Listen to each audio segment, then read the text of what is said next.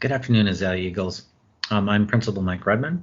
I wanted to give you a tour, and I also wanted to provide you a PowerPoint presentation as a new family.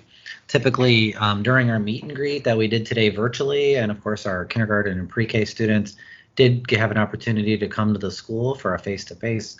But we do that, and I always hold a new family orientation meeting. I go through the PowerPoint, I take questions, and then I make sure that you get a tour around campus with one of our staff members, usually somebody from our leadership team, and I'm able to introduce all of them to you. Unfortunately, we couldn't do that, but I still wanted to give you a tour, so I did provide you with a video. And I also am going to give you this video too, so we can still go through the PowerPoint and make sure that I hit some key things that maybe I didn't have a chance to. So what I'm going to do is I'm going to share my screen with you, and I'm going to talk you through the PowerPoint. So bear with me just a moment.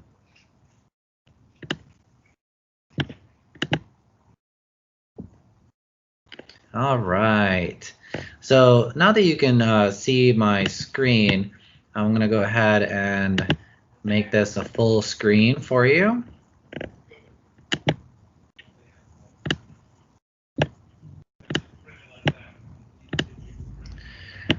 So this is a new family orientation, and I always say we're moving from good to great. That is always a thing that I say every year. And we're moving from good to great, and this year we're braving the wilderness. There may be times when you're in the wilderness and you look at it and it's absolutely beautiful. And then there's times you look at the wilderness and it's a very daunting situation. And of course, I feel like that's the situation we're in. There's times where, we're starting a brand new year and it's absolutely beautiful. But then, of course, we're faced with a lot of challenges we're not accustomed to being challenged with. So in there is the wilderness, and we will brave it together. And that's the message that I've been sharing with the staff. And of course, I want to share it with our families too, that continue braving the wilderness, staying positive, and being optimistic. So who's who? Again, I'm Mike Redman, principal of Azalea. The assistant principal is Brenda Butler. Our MTSS specialist is Angela Pitts. So if you have questions about 504 plans or gifted or learning needs or behavioral needs, things like that, she is a great go-to person. Erin Norris is our behavior specialist. If you have questions regarding behavior, IEPs, ESC, she's a great asset for those questions. Our social worker is Renee Hazen. Our family community liaison, and most of you know her or have met her, or maybe even talked to her on the phone, but she works in the front office, and her name is Yuritsa Ramos. And of course, Grace Scott is our food service manager, and Erica Metcalf is our PTA president, and she is also a staff member working in one of our 4- and 5-year-old pre-K classrooms. I always start with the why. You'll notice on our website, if you haven't before, typically people start with their vision statement. But I like to start with our core values, because the why we do this is at the core. And our values are consensus, collaboration, support, respect, and professionalism. And then the how is the mission statement. And our mission statement is academics plus attitude plus attendance equals excellence and empowerment at Azalea Elementary. That's how we're going to do it. And our vision, the end result, not the beginning, is 100% student success. You will see our 3 A's there: academics, attitude, attendance. They are the framework for our school. They're the framework for different events that we have and celebrations that we do, and of course, even monitoring attendance. But in that, they are the key to our success. Our school motto is empowered for life. It's the Azalea way. And of course, just empowering someone is giving them the authority or the power to do something. Make them stronger, more confident, especially in controlling their life and in claiming their rights.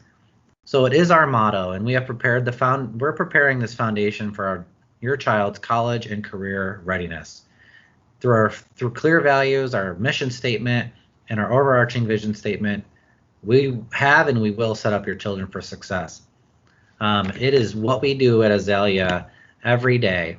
We empower students to become independent thinkers, lifelong learners, and young people of strong character. We have community agreements here that we follow to ensure that when we enter into a conversation or into our meetings, that we think about these things as a community. And I just ask that you take a moment to look at them and think of them in the same way as you approach the school, or you approach your teacher, or you approach myself. That we're speaking up, but we're doing it with a way that is just supportive, especially during this time when we're entering into processes and ways of work that we are completely not used to, prepared for, but just not used to that. So just be sure to show some grace as we move through what we're working on. What makes us great? It's really the people, staff, students, families. It is the people, hands down. I'm asked often what makes Azalea great, and it is the people, hands down, that makes it fantastic, because we are an amazing community. Some school celebrations. The previous year, because we were unable to take our FSA state assessment, we had academic progress in all of our 7 cells. And what that means is there's ELA, which is reading and writing, our math and our science. They're made up of different cells that go from students that are proficient to students that make gains. And we have had progress in all of those 7 cells moving into last year. We're a South County pre-K hub. We have a lot of pre-K classrooms and programs. We have a pre-K ASD. We have pre-K 3-4-year-old. We have 2 of those rooms. And then we have 3 rooms for our 4 and 5-year-olds. So we service a lot of our early learners. And many of our families that are in our pre-Ks aren't necessarily even zoned for us. But after you come here and you're part of our community, a lot of times our parents like to choose us as the school that they'd like to attend on what's called a special assignment request.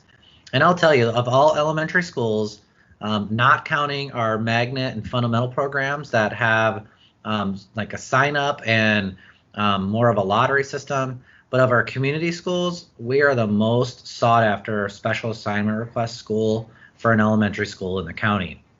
It's really amazing, something we definitely celebrate. And we have grown from 400 students to 600 students in the last 3 years. When they opened the magnet program on the beach, Gulf Beaches program, a lot of our students transferred over there that were also zoned for us. But over the last 3 years, we have gained 200 students back to bring us back to almost full capacity, which is incredible, because the word is on the street of just how amazing this school is, and we really are the secret by the park. And I already spoke to our last bullet here about being the highest requested community school in the district. There's a lot of communication methods. I use what I title the weekly update. I'll send that in emails, and I'll also send that via Class Dojo. I don't have Dojo listed in here, and I really should, but that is the key to everything, is our communication is through Class Dojo. Of course, we will do phone calls. We still have planners. I will make sure those weekly updates are posted on our school website. We also have a Facebook page, and then of course we'll send flyers home in Peach Jar. We have a lot of different ways that we do it, so that way we can reach to you and you can reach back out to us. I'll give you the short version of this, but we're a community eligibility provision school, or what they call a CEP school. So all students, and you'll see that in the second bullet, will receive breakfast, lunch, after-school snacks, and dinner if we offer it at no charge. So just so you know that, breakfast and lunch are free every day for the whole year. School funding, if you're interested in supporting the school, but also the funds that we use for our school, is we have Adopt a School funds, people that adopt their school and give us funds. We have Adopt a Class, so some parents like to adopt their class and give funds that the teacher can use for different things. SIP funds are our school improvement plan funds. And we have a discretionary budget that we're able to use for different things. And this year, I didn't have that in here, but we are a Title I school, which is a federally funded, gives us federal funds to support programs. We have bought a bunch of different kinds of curriculum to support our ELA goals. So that way we can best serve our students and find out their learning needs so we can best intervene with them in a research-based way. And it also has allowed us to hire what we call hourly teachers. And we'll have 3 of those this year. So their focus is on small group work. So, and we use that, we have additional fundings for a lot of other things, but that's where the majority of our funds go. So that way we can buy the curriculum and we need, and we have the people to instruct it and provide those small group interventions. Arrival and dismissal, there is in this message, there is a detailed process attached, but there are some process changes that were made to ensure social distancing. So I did not include them in this PowerPoint, but please refer to that addendum in the message that I sent. This speaks to tardy. Our students come on campus in the morning. We start at 7:05 and our day ends at 1:45. So we have to supply supervision for students 30 minutes before school starts, so that's 7:05 to 7:35, and 30 minutes after school ends, which is 1:45 to 2:15. In the morning at 7:25, we allow our students to go to class and come into the classrooms. The first bell will ring at 7:25 as kind of a notification that we have 10 minutes until the day before the day starts. So if you arrive at after 7:35, your child will be late and be considered tardy. Same within the afternoon. If you arrive after 2:15, you also will be considered tardy, and that is something that we do monitor. And if they add up, of course, I may have to send you a letter monitoring unexcused tardies, and then how they also affect attendance in the long run, which again is one of our 3 A's and absolutely important. If you have to pick up your child for some reason, you can, but we do ask that you do not pick up after 1:15 as we're closing up the day. We try not to have a lot of students in transition at that time. Parents are starting to line up in our car circle and get prepared for the end of the day. So if you do need to pick up early, please do that before 1:15. We are a uniform school. Make sure you do see our website for our policy if you haven't seen it yet. And we do have a uniform closet to support families. So please feel free to send in any uniforms that maybe don't fit or your child or children have outgrown. You can send them to our closet, but they will be there. We have those on hand if anyone is in need, but we are a mandatory uniform school, so please make sure you check out our policy. Parent handbook, well, you'll see that in the planner, and it's a parent handbook, and the front has everything that you need to know is in the front of the students' planners that will come home. Remember I talked about SIP is our school improvement plan. We have a lot of different goals we focus on. ELA is reading and writing, math, science, bridging the gap, and that's really about closing the gap between our African American students and our white students.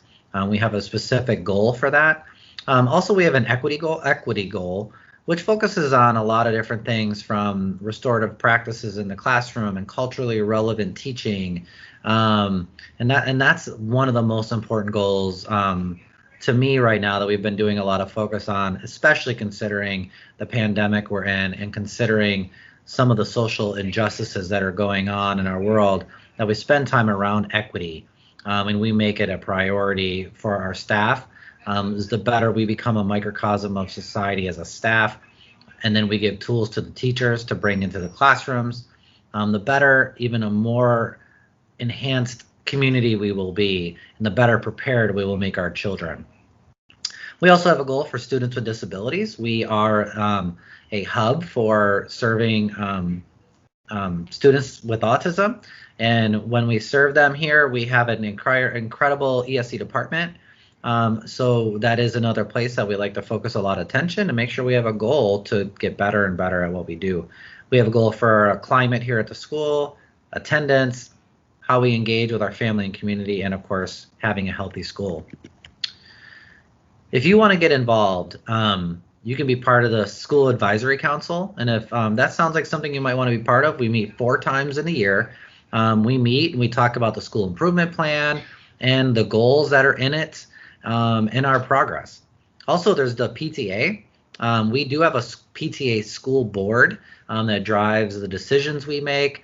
But if you want to be part of the PTA and help out, or you just want to pay the $5 to be part of the PTA, those funds go a long way to help us be able to do some wonderful things for the school and for our school community and for our students specifically. You can volunteer, you can mentor.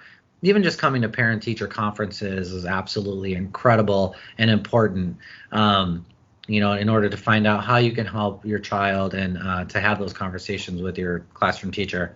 And of course, attending school family events. Now, again, those may look a little different this year. Even meetings, a lot of virtual, but be engaged and be part of what we do.